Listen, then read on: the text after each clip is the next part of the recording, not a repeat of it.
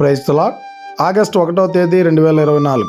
ఈరోజు దేవుడు బలపరచు వాక్యము, అతడు నన్ను ప్రేమించుచున్నాడు గనుక నేను అతనిని తప్పించెదను.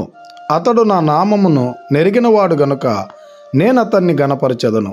కీర్తనలు 91:14.